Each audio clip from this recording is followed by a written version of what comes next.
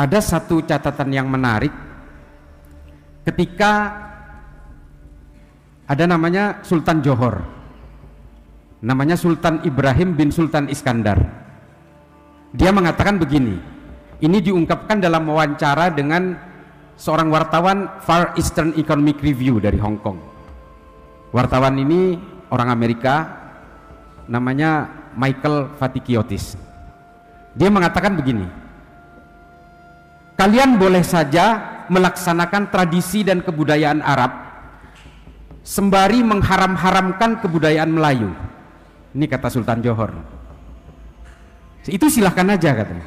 Tapi saya persilahkan kalian yang mengharam-haramkan budaya Melayu tapi melaksanakan budaya Arab, lebih baik tinggal di Arab aja. Ini Sultan Johor. Sultan Johor ketika itu sedang amarahnya sedang memuncak karena ternyata dia tahu bahwa sebuah jaringan teror di era modern pertama kali dicetuskan di wilayahnya, di Ulu Tiram, dan ironisnya oleh orang Indonesia namanya Abu Bakar Bashir. Dan disitulah embrio Jamaah Islamiyah, jaringan teror yang hari ini sedang melakukan proses regenerate di negara kita secara diam-diam, bersama Dulmatin, bersama Muhammad Isamuddin, bersama Mas Slamet Kastari, dan juga bersama Abdullah Sungkar, memasak Jamaah Islamiyah ketika itu di sebuah sekolah Islam namanya Lukmanul Hakim di Ulu Tiram. Kemarin ada kejadian, jejak Ba'asir itu masih menyisakan kebencian kepada polisi dan menusuk 2 anggota kepolisian Polsek Ulu Tiram.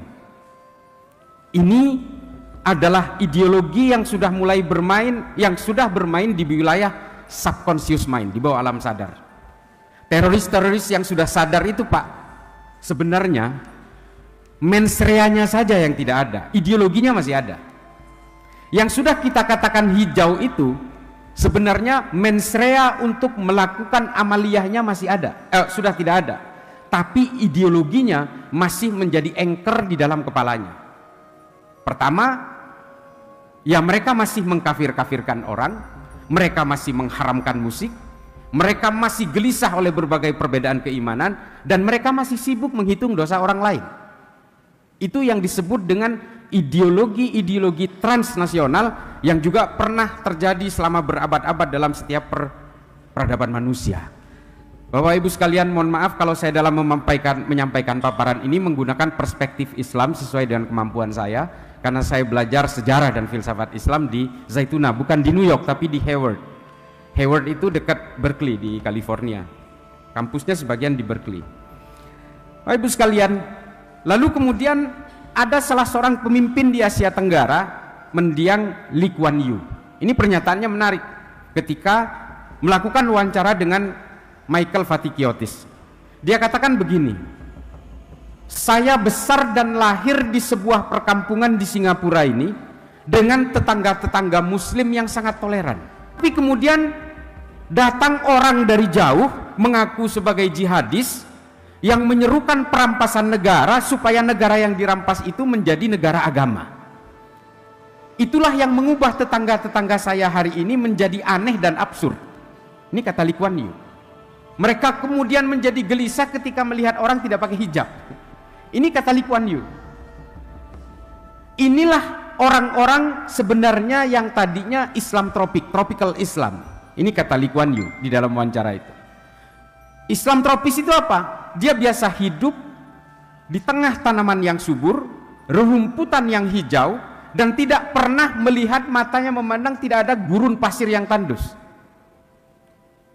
Nah, kultur-kultur dari budaya yang gersang itulah kemudian yang didatangkan ke negara-negara di Asia ini menjadi virus bagi muslim-muslim tropis yang akhirnya menginginkan semua orang supaya homogen dan sama seperti dirinya. Nah, benturan-benturan ideologi itu kemudian tercipta ketika orang-orang yang atas nama agama ini ingin menghomogenkan paksa kepada orang melalui jalur-jalur politik. Makanya gerakan-gerakan ideologi transnasional yang mengatasnamakan Islam ini semua punya tujuan politik, ingin menjadikan negara kita ini negara teokratis, negara yang berdasarkan agama, karena dalam bayangan mereka kalau negara ini bisa dikuasai oleh mereka, mereka bisa membuat aturan-aturan politik sehingga orang-orang yang berbeda dengan mereka bisa dihomogenkan paksa dengan cara menghegemoni politik. Hari ini orang-orang yang mengharamkan musik lalu kemudian menganggap orang yang masih bermain musik itu adalah orang-orang yang akan masuk neraka, Pak. Orang-orang yang masih bernaung di bawah Pancasila itu dianggap orang-orang yang takzim, takluk dan patuh kepada undang-undang buatan manusia. Sambil menyitir ayat Al-Maidah ayat 44, barang siapa yang bernaung di bawah aturan-aturan yang dibuat oleh manusia, maka seluruh orang di bawah negara itu akan menjadi kafir dan halal darahnya. Mereka tidak paham sejarah sebenarnya. Nah, sejarah inilah yang ingin saya sampaikan. Nanti akan saya ulas secara genealogis mengapa kemudian ulama, pastor, pendeta dan seluruh tokoh nasionalis setuju ada Pancasila, padahal itu buatan manusia. Mengapa para ulama termasuk Kiai Wahid Hasyim semua bisa setuju terhadap Pancasila, dan bahkan ada usulan dalam Piagam Jakarta syariah harus masuk di situ, tapi ditolak oleh para ulama. Sejarah Islam mengatakan seperti ini kurang lebih. Ketika Rasulullah hijrah dari Mekah ke Madinah, yang dilakukan pertama kali oleh Rasulullah di Madinah adalah membuat satu fakta kesepakatan bersama, Pak. Namanya Piagam Madinah. Karena Rasulullah paham Madinah ini harus menjadi epicentrum politik, dan di Madinah itu ada banyak macam suku dan bermacam-macam agama yang existing ketika Nabi masuk. Ada Yahudi, ada orang Kristen dari Najran dan seterusnya. Mereka bermacam-macam agama meskipun mayoritasnya Muslim. Muslimnya juga Muslim baru, Pak. Belum paham betul dengan agama Islam.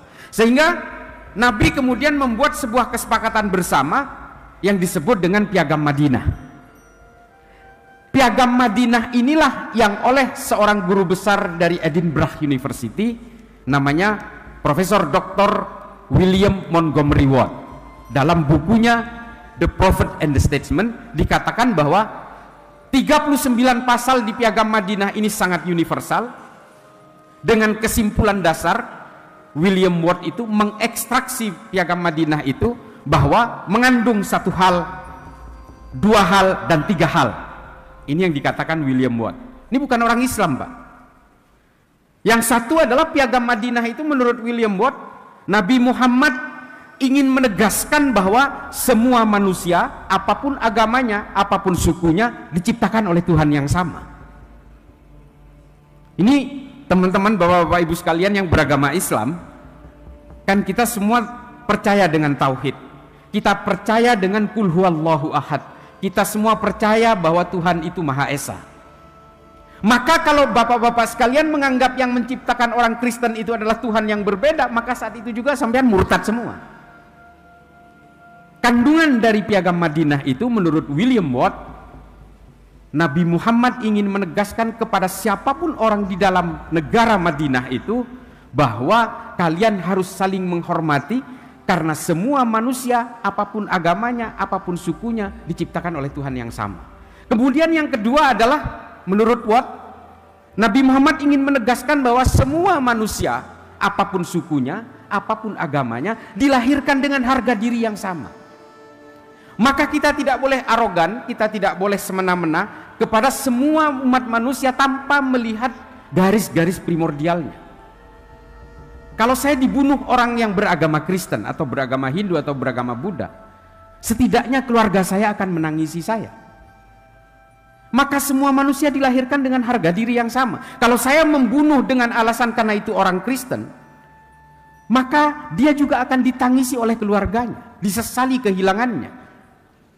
Maka konsep-konsep seperti ini yang ingin ditanamkan oleh Nabi Muhammad lewat Piagam Madinah. Lalu kemudian yang ketiga adalah bahwa semua manusia, apapun sukunya, apapun agamanya, di dalam suatu negara memiliki hak dan kewajiban yang sama. Nah, ini adalah konsep bernegara pertama ketika Nabi Muhammad menemukan Madinah yang sangat mitsaqon ghalidon, yang bineka tunggal ika. Nah, Bapak Ibu sekalian, Sebenarnya 30 menit itu masih kurang. Saya ingin menceritakan lebih rinci lagi. Ada salah seorang pemikir Islam pada abad ke-14, namanya Ibnu Khaldun. Ibnu Khaldun menulis sebuah buku, judulnya Al-Muqaddimah. Pernyataan Ibnu Khaldun di dalam Al-Muqaddimah ini kemudian dipakai oleh para perintis demokrasi modern seperti John Locke dan John Maynard. Pernyataannya banyak dipakai. Bahkan teorinya tentang aliran modal dari pemerintah kepada kalangan masyarakat itu dipakai oleh Adam Smith dalam bukunya Wealth of the Nations. Dan dipakai juga oleh Karl Marx ketika berbicara tentang kesetaraan ekonomi di antara berbagai kesenjangan sosial. Nah, ini kutipan dari Ibnu Khaldun dalam Al-Muqaddimah ini ditulis oleh Marx di dalam Das Kapital. Silakan baca Das Kapital atau baca bukunya Adam Smith. Pemikiran Ibnu Khaldun sebagai seorang ahli sejarah, ahli ekonomi dan sosiolog banyak sekali dikutip. Yang dikatakan oleh Ibnu Khaldun tentang Piagam Madinah ini adalah bahwa mustahil suatu negara ini akan tetap hidup kalau tidak memiliki kesepakatan bersama.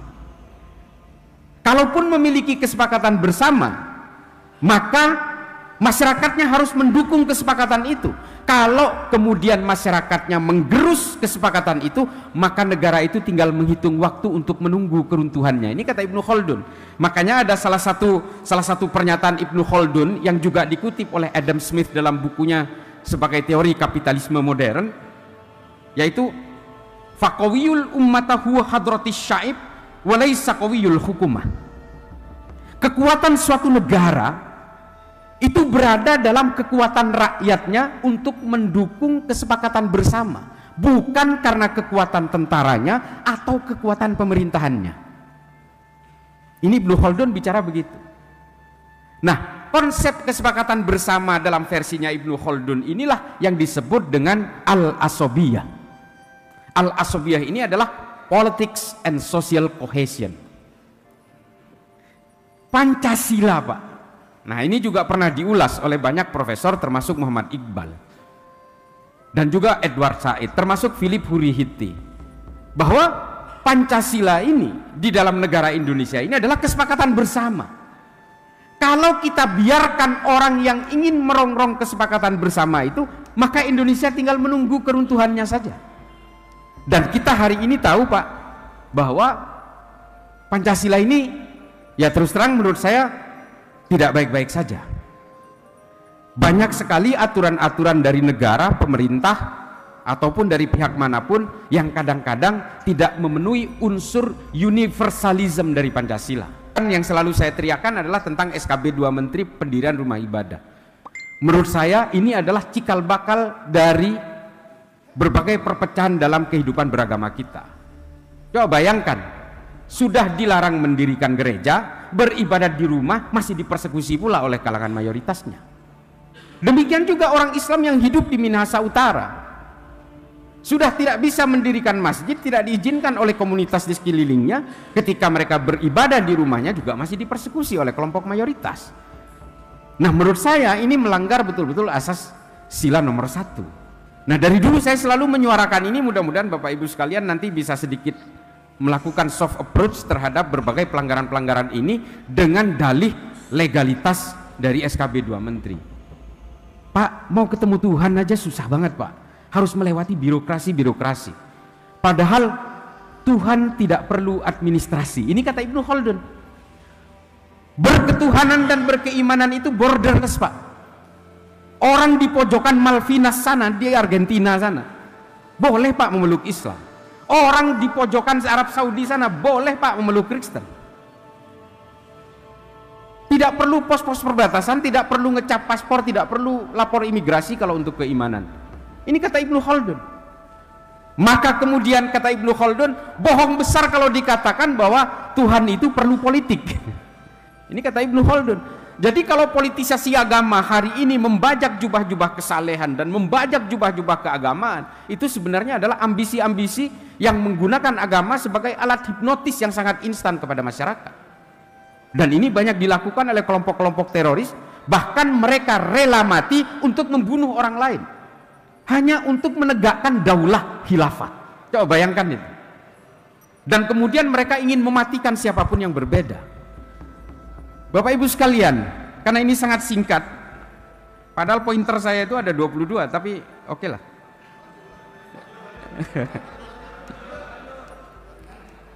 Bapak Ibu sekalian,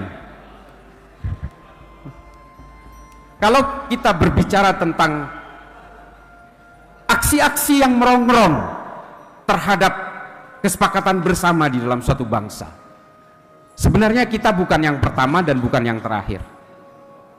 Maka kemudian mereka hari ini melakukan proses entryisme di dalam menegakkan cita-cita politiknya.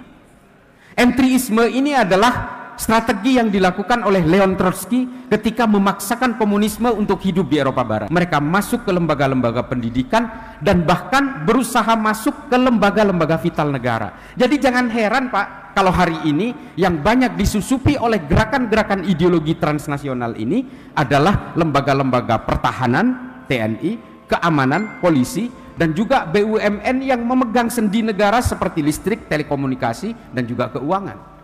Jangan heran juga kalau kemudian firqoh ajaran dari kelompok ini mengharamkan bank. Kalau bank konvensional ini semua ditinggalkan oleh masyarakat Indonesia, ambruk Pak negara ini. Mereka paham betul soal itu. Dan kalau ada karyawan KAI yang kemudian terlibat jaringan teror dan ditangkap oleh Densus, ya memang itu adalah postulatnya mereka. Itu adalah protokolernya mereka. Kalau mereka hari ini menghiasi kajian-kajian di Telkom, ya itu memang strategi mereka. Kalau mereka menguasai telekomunikasi, transportasi, dan juga lembaga keuangan, maka mereka akan dengan mudahnya merebut negara kita dan kemudian menumbangkan Pancasila. Gampang sekali. Dan mereka ini orang-orang pintar. Jadi jangan heran kalau kemudian ustadz-ustadz yang selama ini mengharamkan sana, mengharamkan sini, mengkafirkan sana, mengkafirkan sini, banyak mengisi kajian-kajian di lembaga-lembaga vital negara. Kita bisa bayangkan, Bapak Ibu sekalian, sedikit saya bercerita soal konsep fikih tentang orang-orang yang mengharamkan bank. Ini di Polri juga banyak anggota seperti ini. Bahkan mereka nggak mau Zoom Pak, karena Zoom itu dibayar dengan kartu kredit. Saya mengalami sendiri waktu itu. Mengharamkan bank konvensional dengan alasan riba. Tapi duit itu masih ada di dompetnya Pak, padahal duit itu produk bank Pak. Padahal konsep fikih itu adalah tabiun. Kalau di hulunya haram, sampai ke hilir haram Pak. Bir haram di dalam Islam, khomer, jelas. Jadi tukang parkir di pabrik bir haram nggak? Haram Pak. Jual nasi di kantin pabrik bir haram nggak? Haram Pak. Karena ikut memfasilitasi terhadap akselerasi produksi bir. Itu konsep fikih Pak.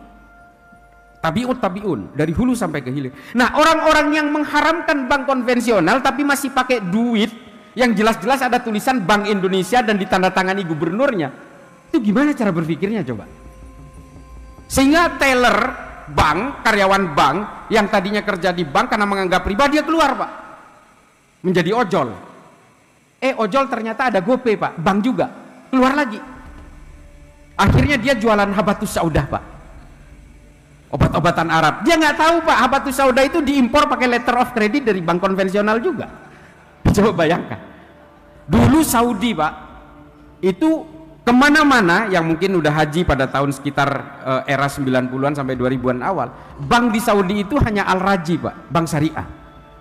Nggak tahan juga Arab Saudi Pak, nggak tahan juga. Akhirnya sekarang di Saudi ada JP Morgan, ada Standard Chartered, ada BNP Paribas, bank-bank konvensional akhirnya masuk semua ke Saudi karena Saudi nggak mungkin hidup. Bahkan kata Muhammad bin Salman dalam wawancaranya dengan Al Arabiya TV, dia bilang, sayangnya memang bahasa Arab, dia bilang kalau Saudi terus bertahan dengan kehidupan seperti ini, maka Saudi akan menjadi negara paling primitif di dunia. Sehingga apa Saudi sekarang? Dulu ajaran mengharamkan musik datangnya dari Saudi Pak. Dan akhirnya apa? Sekarang di Saudi itu Blackpink udah konser Pak. Bahkan ketika saya kemarin ke Saudi umroh, ternyata di Riyadh ada konsernya Iron Maiden Pak. Saya hampir nonton itu. Dan ini ketahuan umurnya ya, Iron Maiden.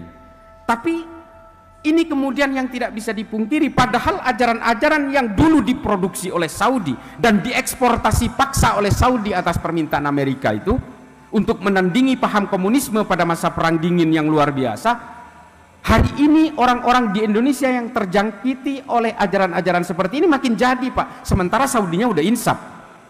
Nah ini kan serba kebalik Pak. Para pemeluk ajaran ini di Indonesia ingin menjadikan Indonesia seperti Saudi masa lalu, orang Saudi hari ini ingin menjadikan seperti Indonesia hari ini. Kebalik Pak. Nah, mengapa saya mengatakan ajaran-ajaran ini? Boleh saya sebut ajaran ini yang dinamakan dengan Wahabi Salafi. Jadi kalau ada orang maksa Pak melanggar aturan-aturan perkap dari Polri, memaksa berjenggot dan nggak mau dicukur jenggotnya, itu harus tolong dicurigai. Seragam PDH semua dibuntungin menjadi cingkranga, itu tolong dicurigai Pak. Kita tidak gelisah dengan ajaran-ajaran yang mereka yakini. Yang menjadi masalah adalah ketika dia menganggap paling benar dan orang yang berbeda dengan dia pasti salah. Nah itu masalahnya. Ini adalah bibit ideologi yang akhirnya membuat segregasi dan perpecahan di tengah masyarakat, dan akhirnya mereka mengharamkan budaya-budaya lokal. Musik diharamkan, wayang diharamkan, acara skatenan segala macam diharamkan. Nah ini yang menjadi masalah sehingga terjadi benturan-benturan ideologi yang dikhawatirkan oleh Lee Kuan Yew tadi.